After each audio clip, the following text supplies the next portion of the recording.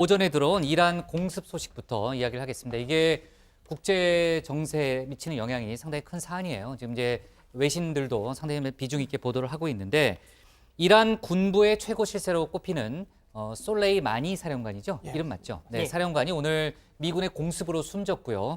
지금 중동 정세가 일촉즉발이다 이런 얘기가 계속 나오고 있네요. 예, 말씀하신 그 공습으로 숨진 거셈 솔레이마니라는 사람이 누군지부터 좀 잠깐 설명을 드리면 이란은 아시다시피 신정일치 정치 체제지 않습니까? 그렇죠. 여기에 중추라고 할 수 있는 게 또 혁명수비대, 예, 또 거기에 정예부대인 쿠드스군인데 이 쿠드스군이라는 곳의 총사령관입니다. 총사령관. 예, 예. 또 이란 보수파의 핵심 인물로 추앙받아온 상징성이 큰 인물이라고도 하는데요.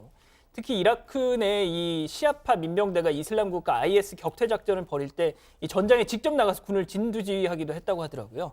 자, 아야톨라 하메네이 이란 최고 지도자 2017년 이 솔레이마니에게 보낸 서신에서 암과 같은 악성 종양을 분쇄해서 중동과 무슬림 국가뿐 아니라 전 세계와 인류에 크게 기여했다 이렇게 치하하기도 했었습니다. 자, 이란에서는 이렇게 영웅 대우를 받고 있는 인물이지만 서방 국가에서는 눈엣 가시나 다름없는 존재였습니다. 미국과 이스라엘은 이란 혁명수비대 가운데서도 특히 이 솔레이마니가 이끄는 쿠드스군을 테러리즘 지원의 핵심으로 여겼습니다. 미국 등은 이 솔레이마니 제거를 계속 시도해왔던 것으로도 전해지고 있는데요. 실제로 지난해 10월 이란 정부는 솔레이마니에 대한 암살 시도가 있었다는 발표를 하기도 했습니다. 당시 이란 정부는 이스라엘 정보기관 등을 배후로 지목한 바 있습니다. 자, 또 솔레이마니는요, 지난 2018년 미국 트럼프 대통령과 SNS 설전을 벌인 것으로도 화제가 된 바 있는데요.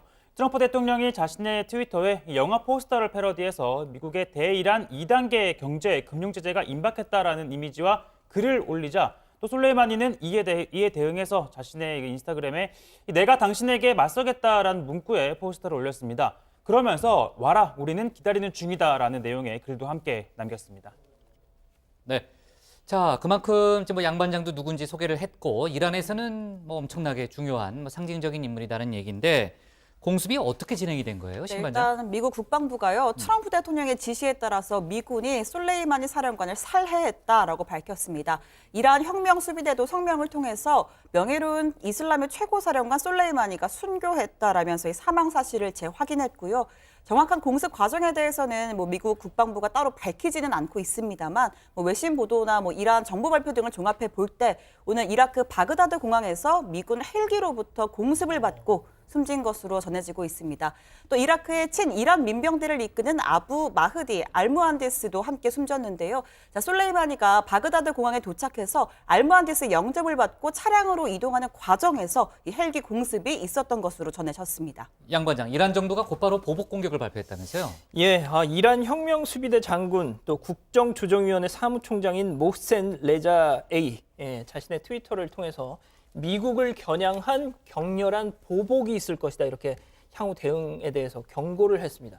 이 자바드 자리프 이란 외무장관도 트위터에 글을 올려서요. 미국의 공습은 극도로 위험하고 어리석은 긴장 확대다. 미국은 자신들의 불량한 모험주의로 인한 모든 결과에 책임을 져야 한다 이런 얘기를 했습니다. 이란이 보복 조치에 나서겠다고 밝히면서 중동 전운 고조되고 있습니다. 네, 이란의 입장에서 이제 어떤 형태로 보복 공격을 할지 만약에 보복 공격을 한다면 미국도 가만히 있을 리가 없죠. 그래서 계속해서 이제 가속화될 수밖에 없는 그런 구조이기 때문에 중동 정세가 한 치 앞도 내다보기 힘든 그런 상황으로 치닫고 있습니다.